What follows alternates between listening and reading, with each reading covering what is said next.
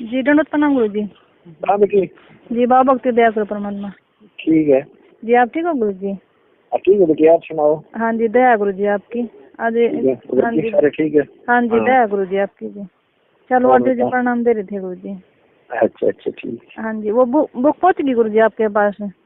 हाँ बहुत बेटी पहुँच गई बेटी। हाँ ठीक थी वो गुरु जी, ठीक बन रही है जी? ठीक है, बहुत बढ़िया, कमाल हो गया ना, सही है, मिनटा में तैयार कर दी। जी गुरु जी आपकी दया पर। बहुत बढ़िया, कभी बढ़िया कागज, बहुत अच्छा। जय बंदी छोड़ गई। जय बंदी छोड़ गई, तो चमत्कार रहा हुआ है। हाँ जी आपकी दया मालिक। इला देगा, देखिए सारे वेड़ों में जय बंदी छोड़ गई गुरु जी। कितने विरोध नहीं रहे मालिक आपकी दया से जी, कोई गलत नहीं बोलता। हाँ जी यह खुशी की बात है बेटी, हमारे लिए विरोध भी है, सब जो हमारे साथ ही है जी। जय बंदी छोड़ गई गुरु जी, 1 मिनट के लिए स्पीकर लगा देना गुरु जी। लगा दे जी गुरु जी धन्यवाद प्रणाम गुरु जी। सत्साहिब। हाँ सत्साहिब सारी संगत को, जितने भक्त यहाँ पर आए हैं और सारी संगत को मेरा आशीर्वाद है बेटा, आपकी सारी मनोकामना पूर्ण होंगी, विश्वास परमात्मा पे है, भक्ति करो, नियम में रहियो, कोई झगड़ा वगड़ा नहीं करा, आपस में प्यार से रहे, बुराइयों से दूर रहना और अपने गरीबों की भाई भक्तों की मदद करो, है भक्ति करो, बेड़ा पार हो जाएगा। सत्साहिब।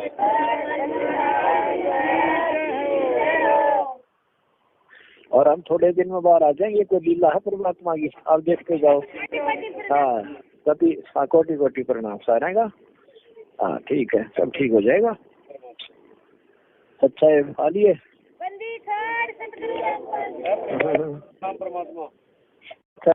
हाँ राजवीर 10 लाख महाराज। ठीक है भाई, दया मालिक आपकी दया रखना, परमात्मा चरणों में रखना।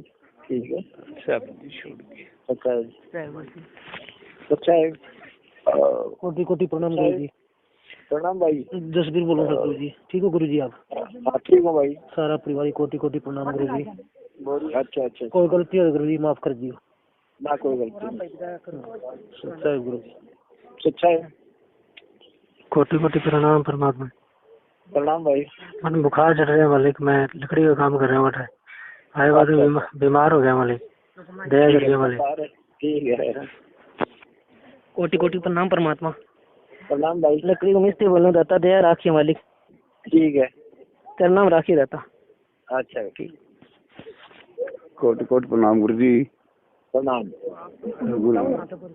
गुरु जी, डिस्ट्रिक्ट से बोल रहा हूँ गुरु जी। अच्छा अच्छा। मेरे परमात्मा, मेरे को दर्द और सांस की शिकायत हो रही है मालिक। ठीक हो जाएगा, चिंता ना करो। प्रणाम गुरु जी। प्रणाम भाई। हाँ मैं राजस्थान से हूँ, झुंझुनू जिला से। बेटा आशीर्वाद, मेरा टाइम हो गया सत्साहिब।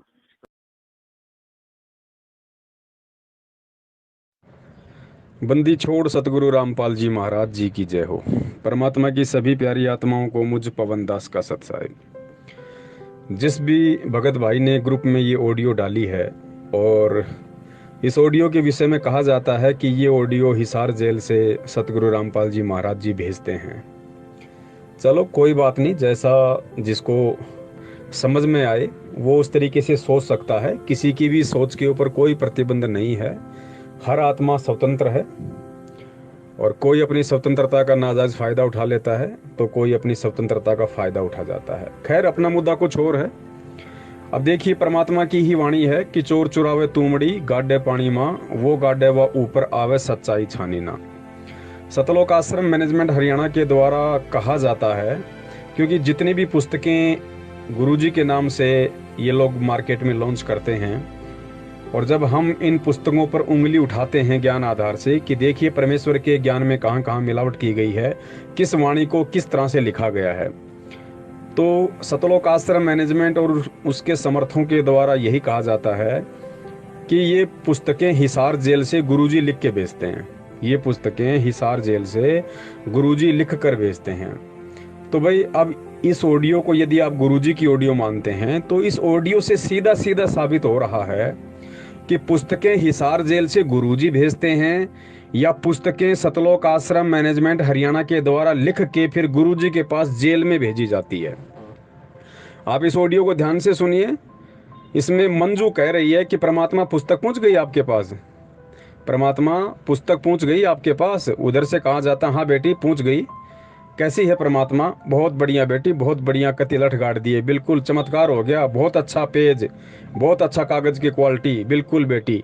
तो पुण्यात्माओं, आप विचार करो कि पुस्तकें गुरुजी लिख के भेज रहे हैं या पुस्तकें मैनेजमेंट गुरुजी के पास लिख के भेज रहा है। पहले आप ये निर्णय कर लेना। अगर दास चाहे तो आज तक जितने भी ऑडियो आई हैं, दास प्रत्येक ऑडियो को ज्ञान आधार से फैल कर सकता है, प्रत्येक ऑडियो को। एक नहीं, उन ऑडियो में अनेकों ऐसे पॉइंट हैं जो ये साबित करते हैं कि ये ऑडियो वर्तमान में सतगुरु रामपाल जी महाराज जी के सत भक्ति वाले इस क्षेत्र में किसी भी काम की नहीं है, बिल्कुल 0/0 है। हमारे लिए इनका कोई भी यूज नहीं है, क्योंकि भक्ति मार्ग में केवल परमात्मा के सत्संग, परमात्मा के ज्ञान को आधार बना के ही चला जाता है। इस प्रकार की ऑडियो को ना आधार माना जाता है, ना माना जाएगा और ना कभी पहले माना गया। अगर भक्ति करनी है तो भक्ति मार्ग का संविधान परमात्मा का सत्संग है। सत्संग ही मेन स्पिरिचुअल का कॉन्स्टिट्यूशन है। अगर उससे हटके कोई चलेगा या उससे हटके यदि किसी ऑडियो पे विश्वास कोई करेगा, वो आगे चल के गहरी खाई में गिरेगा, इसमें कोई संशय नहीं है, चाहे दास से आज लिखवा लो। तो यही ऑडियो साबित कर रही है कि जितने भी पुस्तकें हैं वो सारी की सारी पुस्तकें हिसार जेल से सतगुरु रामपाल जी महाराज जी नहीं, बल्कि सतलोक आश्रम मैनेजमेंट हरियाणा खुद लिखता है। खुद इस ऑडियो में संत रामपाल जी महाराज जी की बेटी मंजू इस बात का जीता जागता प्रमाण है। वो खुद कह रही है कि परमात्मा पुस्तक आपके पास पहुंच गई क्या, और फिर पूछ रही है कि गुरुजी कोई कमी तो नहीं है, कैसी है? तो उधर से कहा जाता है बहुत बढ़िया, बहुत अच्छा कागज, बहुत बढ़िया, मतलब बिल्कुल चमत्कार कर दिया, एकदम परफेक्ट लिखी है। अब वो उसमें परफेक्ट है या डी परफेक्ट है, अब ये तो उस पुस्तक को कोई पढ़ेगा और फिर परमात्मा के ज्ञान आधार से जब निष्कर्ष निकालेगा तब मालूम पड़ेगा कि कहाँ परमात्मा की वाणियों में हेराफेर कर दी गई है, कहाँ कौन सी भविष्यवाणी में हेराफेर कर दी गई है। तो पुण्यात्माओं, ये संकेत ही होते हैं और ये समझने की आवश्यकता है। और देखो कैसे कैसे भक्तों को मूर्ख बनाया जाता है। इस ऑडियो में 3 या 4 भक्तों ने बात की है। एक कह रहा है कि गुरुजी दया करियो मेरे बुखार है, तो सोचो वो भगत कितना मंदबुद्धि होगा, उसकी बुद्धि का कितना स्तर होगा परमात्मा से इतना ज्ञान लेने के बाद भी।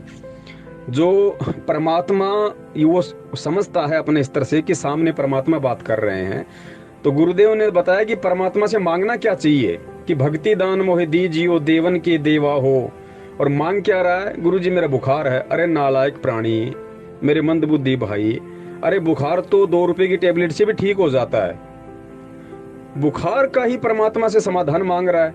ऐसे ऐसे लोग तो वहां पे मिलाई पे जाते हैं और फिर इन ऑडियो को संगत में भेजा जाता है कि ताकि लोग जो है सत्सेवकों की वीडियो ना देखें, सत्सेवकों की बात ना सुने। दूसरा कह रहा है कि गुरुजी मैं लकड़ी को मिस्त्री बोलूं, लकड़ी का मिस्त्री बोल रहा हूं। अब बताओ, उसको बताने की आवश्यकता पड़ रही है? सामने परमात्मा यदि है तो परमात्मा को बतानी पड़ रही है, अंतर्यामी को बताना पड़ रहा है कि गुरुजी मैं लकड़ी का मिस्त्री बोल रहा हूँ और परमात्मा मेरा दर्द है, दया करियो। भक्ति नहीं मांगी, भाव नहीं मांगे, श्रद्धा नहीं मांगी, सतलोक जाने की प्रार्थना नहीं करी। तीसरा कह रहा है रोके गुरुजी मैं झुंझुनू से बोल रहा हूँ, और फिर कह रहा है गुरुजी मेरा दर्द की, मेरे दमा की शिकायत है। मतलब परमात्मा से भक्ति मांगने कोई नहीं जाता, कोई प्रार्थना नहीं करता।